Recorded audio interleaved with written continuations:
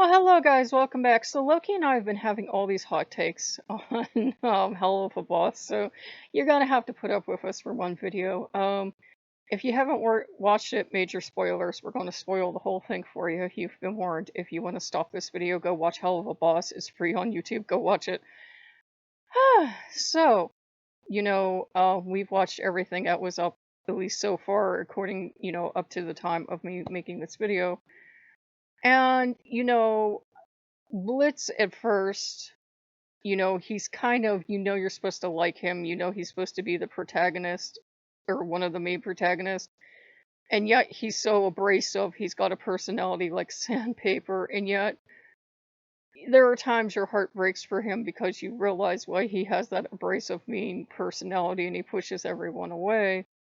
And he gets involved with Stolas, who is kind of demon royalty.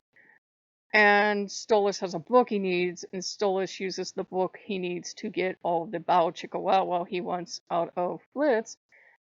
Which, at first, it's just probably a rich guy amusing himself with a boy toy, and that's all there is to it.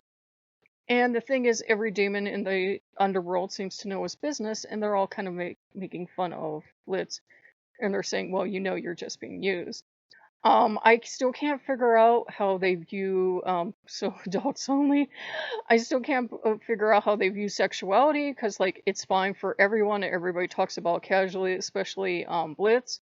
Especially, every demon ever in this series so far. But at the same time, it's still like there's this shameful thing that he's, like, being almost like a kept pet. Everybody doesn't know about the book, obviously, or Stolas would be in a lot of trouble. But they at least know he's some kind of pet, or, I don't know if the term concubine would apply, but he's this kept pet. Everybody realizes that.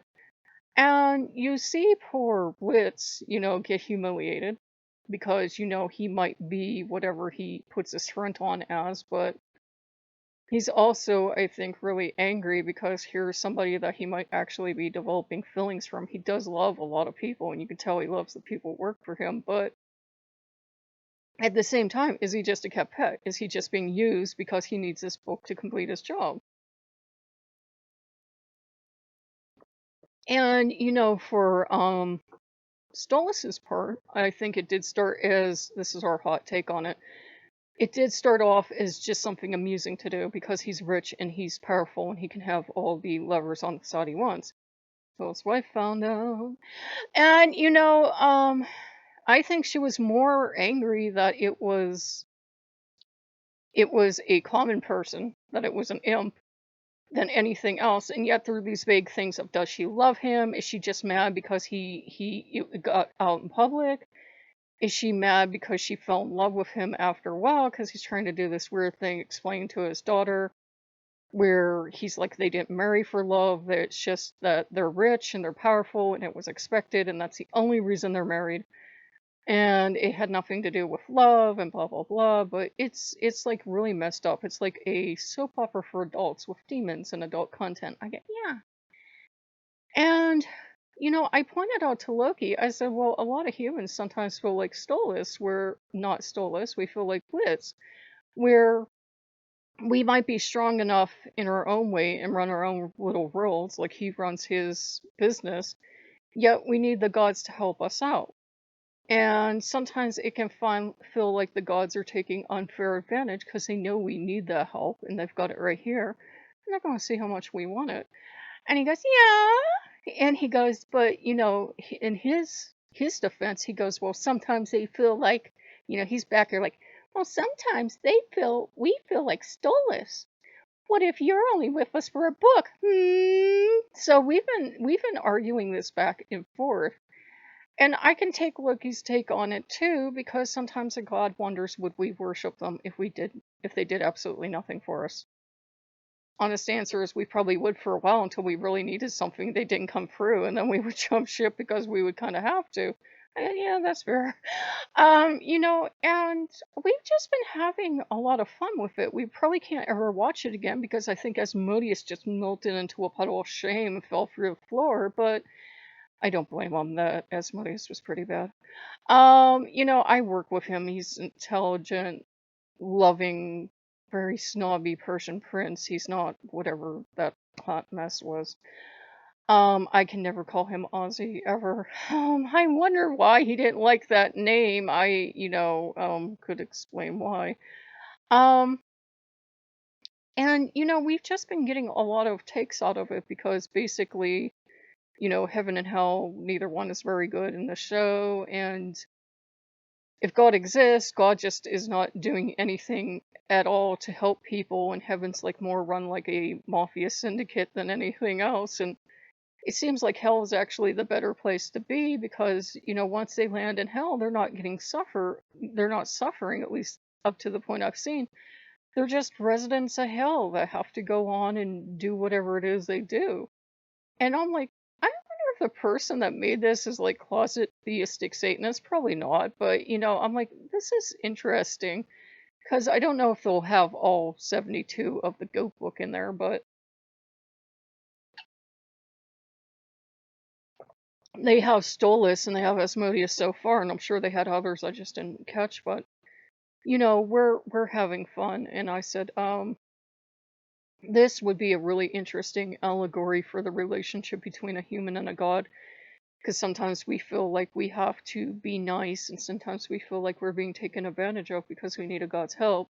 But he said sometimes it's the exact opposite around. They want to be with the gods and they want to do god stuff, no offense to us. But here the humans come and